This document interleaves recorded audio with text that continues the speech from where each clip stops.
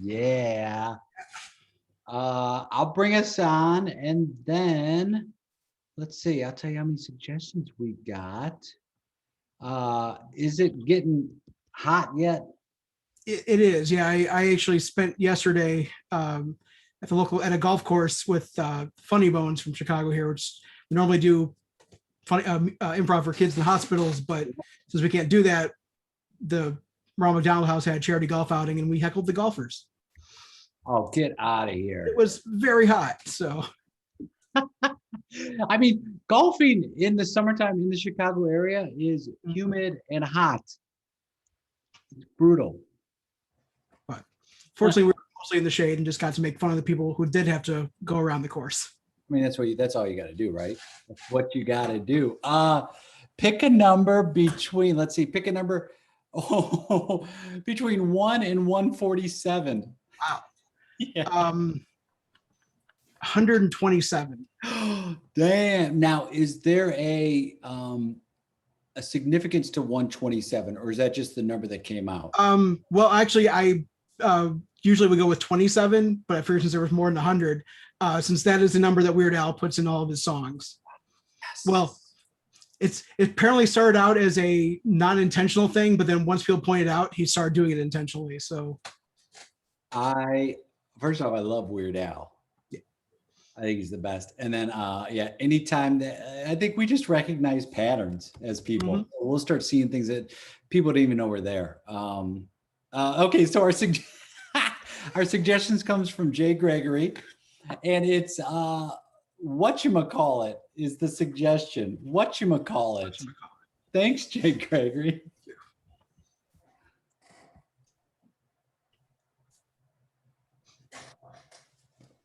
I don't know. I have no idea. I seriously have I'm trying, man. I mean, I'm not even sure which way I'm supposed to be looking at it. I think it doesn't. Well, for my instinct is like, oh, it doesn't matter. Just look at it. But then I'm like, no, I think you have to look at it a specific way. Yeah, you just want to hit it with a hammer? I mean, do you want to? I mean, I don't. I mean, there's mirrors and there's bells and there's. Yeah, that don't. Oh my God. But I'm not even sure which side is up. How about just set it down for a second? Maybe we should leave it there, and instead of turning it, why don't we turn our perspective? Oh. So if I can just hang on.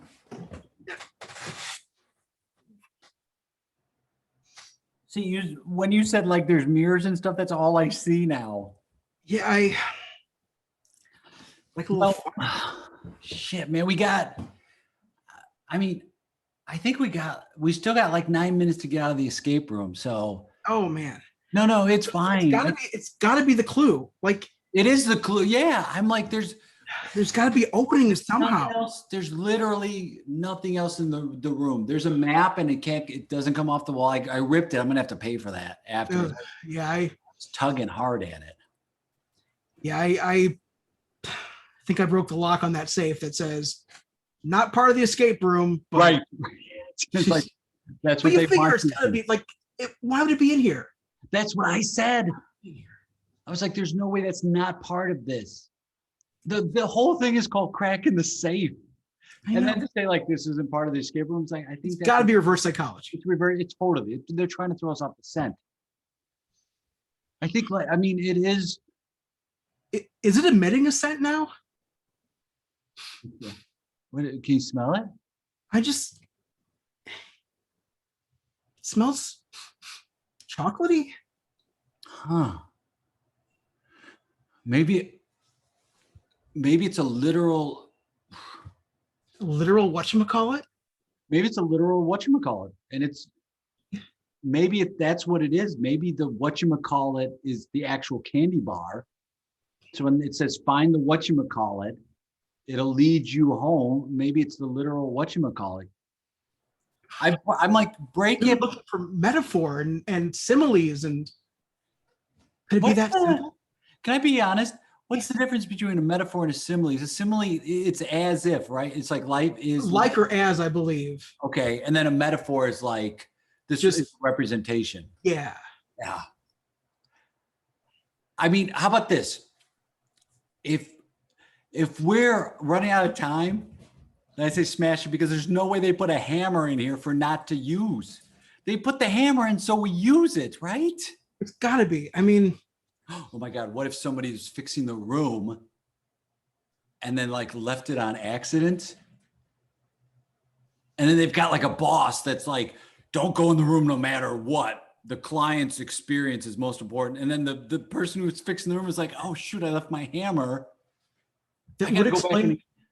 That would explain all the construction signs. I thought those were just like part of the effect. Well, that's what I thought too. Did we just break into a building site? Well, it said go through the door. Yeah. But oh, wait a minute. Hang on. I'm going to check. Okay. I'm going to check.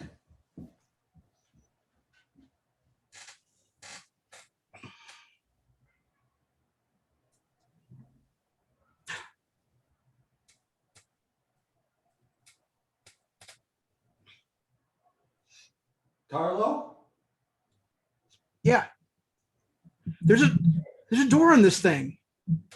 Keep talking. I can't. Oh, like Yeah, I followed the smell and there's a door. It was hidden. I got lost. Marco? Polo. Where are you? I'm getting scared. Carl. I'm just crawl out of the pipe. Okay. All right. Now, I want to remember that I think there were 3 boxes there. Yeah. You gotta step on the second one. Okay. That'll open the trap door. We got most of this solved. Okay, I got real scared there. We're in the right room. Okay, that's good. Yeah. But the whatchamacallit's got a door on it, man. I followed the smell. Oh, You said throw me off the scent. I followed the scent. Okay, then I think we're home free. I think We just like need to find the key. Eat it. I'll eat it. Oh. I'm actually hungry. I saw. Okay,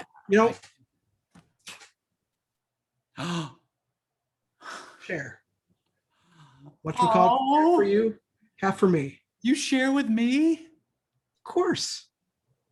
How many escape rooms have we done, man? Dozens. Dude, this is 36. This is our 3 dozen. This is our 3 dozen anniversary. Cheers. Hey, cheers. My favorite camera. Mm-hmm.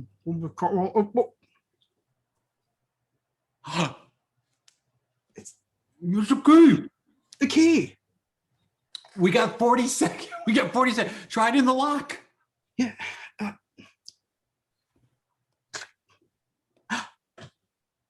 It's opening.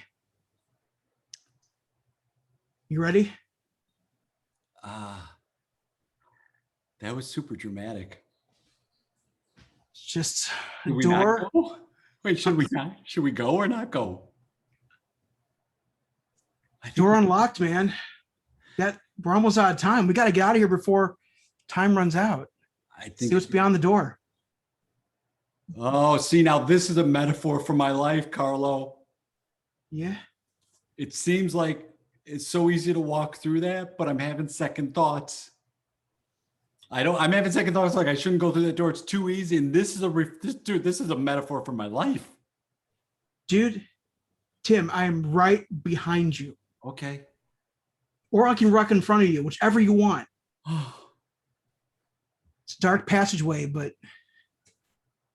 see a light at the end. I feel like I should go first and you follow.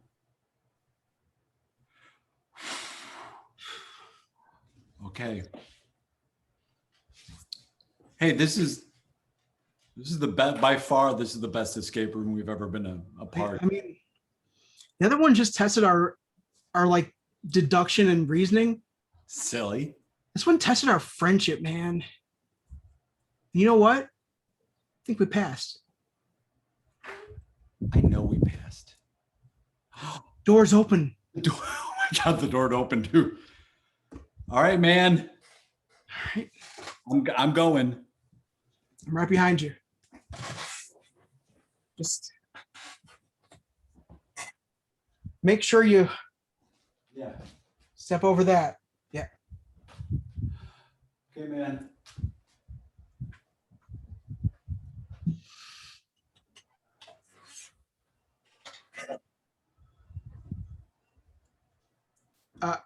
Are you leaving me here, Tim?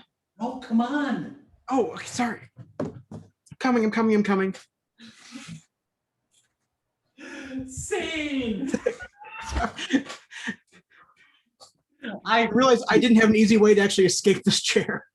Well, how great was it that door just opened? Yeah, well, it's magic. Oh, dude, how fun is that? That's fun. Yeah. My improv team's actually done a couple of escape rooms, and they're super fun. Well, I was on a team that did an escape room once in place of their last rehearsal. Mm-hmm. And it brought out some of our issues that we were having as a team. It was really interesting. It was like, wow, this does encapsulate a lot of the stuff that has been happening for us. And I like going when people are cool, and that our group was cool. Like the team was really cool. It was fun. But I've gone to a couple there's one person who was overly enthusiastic about it. And if they're leading the way, that's fine. But there were a couple of times where it was like I went to a couple in Chicago, and it was not the right group to go with. And I was not having fun at all because they were very competitive in that situation. Yeah, fortunately, every time I've gone, it's been more like, everyone cooperating. I think my favorite thing from our last one was there was some really obscure like cipher they'd used for one of the clues, but one of my teammates is actually familiar with this thing that I never heard of, and he solved it just by remembering how the cipher works. And then like 30 minutes later, we came across a sheet that explained how to do it, and we're like, wait, what clue is this for? And we're like, oh, that's the one that Brandon just figured out earlier. Oh my God. Brandon's like, I got this, guys. I got it. Yeah, I think we were a few minutes off of the record for that room, but not quite. But it's, I mean, they're so fun. So yeah, super fun. What got you into improv? How'd you get started? So I think I have one of the weirder intros in that I first started because I bought a Groupon for a 101 class at Comedy Sports Chicago. Wait, can I tell you something? Mm-hmm. Not Groupon has added so much to the improv community.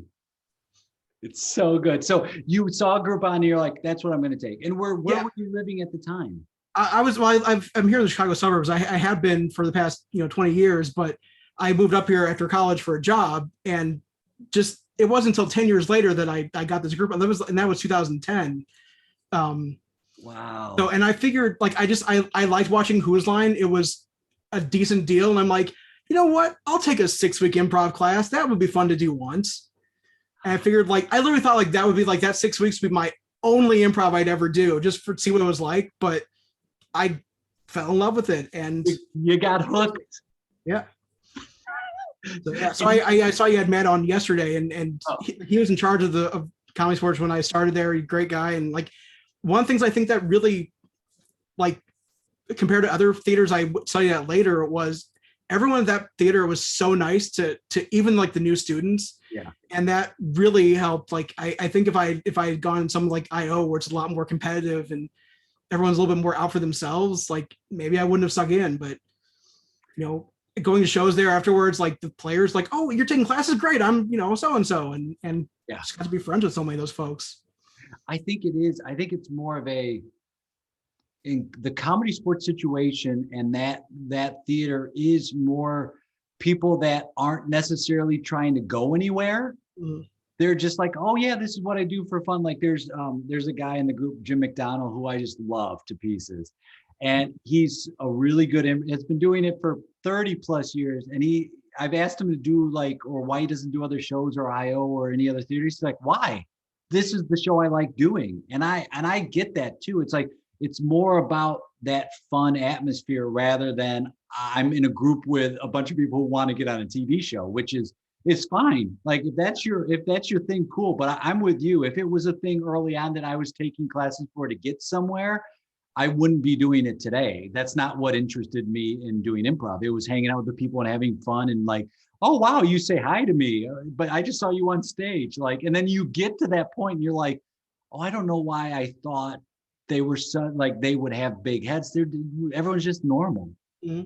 Yeah. I mean, for me, this has always been a hobby and it will always be a hobby because like I do IT for a living. And one of the things I like about this is that it's so different from my day-to-day job. Yes. Which I actually think I would enjoy it less if I was trying to do it as like a job. Right. And it's interesting. There are a lot of people who do IT, a lot of like computer engineers who are very creative, but their day job doesn't afford them that opportunity to let that out and be creative. And then they find improv and the brain of they look at like the patterns and how it fits together and all of that. And I think that we have more IT folk and computer engineers and things like that than you would assume in improv. Yeah, I mean, I definitely think it's helped me even, it just be more easy to like talk in front of groups, easier to like work with people, look for like the positive and things like that. And I really think improv is a lot of, reason for a lot of that. You must think back and about that, what seemed at the time just to be a chance occurrence. You're like, I'll give this a shot. And now what it's turned into, because you've been improvising now, like you said, that was 2010. Mm-hmm. Well, I didn't actually end up, because I was also terrified of doing it. I didn't actually use it till like near the end of 2011 when it was almost expired. But still it has been, almost 10 years now that I've been doing it. So. God, the expiration date is great. It's like, there were a bunch of people in my class who were in that situation of like, but I think of all those, like I may be the only one who's of the Groupon folks who are still in it though. But it's so funny, like that the reason the push you needed was I'm going to lose the cash because of the expiration date. There's a lot of people when I like at different theaters as well that like live near the theater, like various theaters, improv theater, who would walk by all those theaters and never actually go in, would be too afraid to for years. And then you talk to these people who, and some of these are amazing performers and improvisers, and some even have gone on to do like TV or film, but it's like they were terrified to go in for their first class. It's terrifying, man. Like it sounds fun. And then when it comes time to do it, to walk into a room of strangers, not quite sure what you're going to do, making stuff up like that is not, for some people, I could see how it's very terrifying. Yeah, and I think it's kind of interesting in that I'm pretty sure I had more people at my like 101 class show than for any single show I've done since then. Agreed. I think my friends like, oh, well, this will be the only time we have to see him go do improv. And it's so exciting to you. You're like, come see my show. Your friends are like, wait, you're doing what? So there's a certain level of excitement and curiosity about it. And you are so excited to have people come out and see it.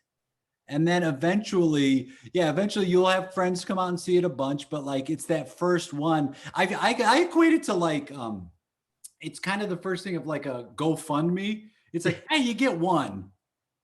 And then you don't really get more than one GoFundMe. So you get that one shot, and then hopefully your friends see it and like it enough that some will go, oh, I'll come back and see it. And I think Comedy Sports is that rare theater that protects the performers in the format that it has, that, hey, if you didn't like that thing, 4 minutes later, we're doing something else you're probably going to like.